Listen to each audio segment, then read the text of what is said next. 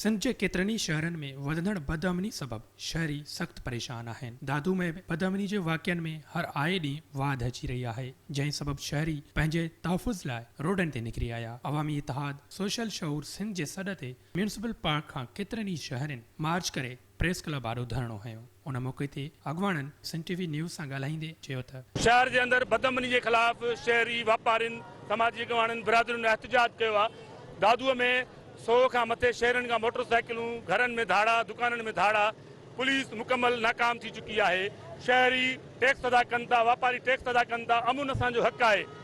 ऐं 8 ॾींहंनि जो वाइदो कयो वियो समाजी अॻवाननि खे त बाबा तव्हां गाॾियूं वापसि कंदासीं, उन में हू नाकाम विया। अॼु हज़ारे माण्हू पुरमन एहतजाज नोट कराए इहो मुतालबो कयो त शहरनि खे अमुन खपे। सिंध जे IG खे मुश्ताक महर साहब खे अपील कयूं था दादू में बदअमनी जो नोटिस वठे। सिंध जो वॾो वज़ीर सैयद मुराद शाह नोटिस वठे। दादू शहर में ॾींहों ॾींहुं चोरी फुरुज वारदातूं वधंदी पियूं वञनि, पर दादू जी पुलिस इंतज़ामिया ख़ामोश लॻी वेठी आहे।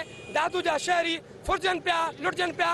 साल जे अंदरि हज़ारनि जे तइदाद में जे गाॾियूं आहिनि उहे फुरियूं वयूं आहिनि, माण्हुनि खां चोरी थी वई आहे। दादू जे नौजवान खे धक हणी पिस्टोल जे ज़ोर ते, औज़ार जे ज़ोर ते गाॾी फुरिजी थियूं वञनि। पर अफ़सोस आहे असांजी पुलिस इंतज़ामिया निंड पियल आहे। असीं IG सिंध खां इहा अपील था कयूं त दादू जे SSP खे हटाए को नओं SSP मुक़ररु कयो वञे त जीअं दादू जे शहरनि खे तहफ़ुज़ फिराम थी सघे ऐं दादू शहर जे अमन जो पखी वापसि वरी सघे। शहरियुनि जो इल्ज़ाम आहे त पुलिस ॾोहारियुनि सां ॿिट बणिजी वई आहे, जंहिं सबब शहर में बदअमनी जी बाहि भड़की उथी आहे। IG सिंध मामले जो नोटिस वठे। तंहिं करे ज़रूरत इन ॻाल्हि जी आहे त पुलिस अवाम जे तहफ़ुज़ लाइ पंहिंजो किरदारु निभाए शहर में मुकमल तौरु अमन अमान वारी सूरत हाल क़ाइमु करे।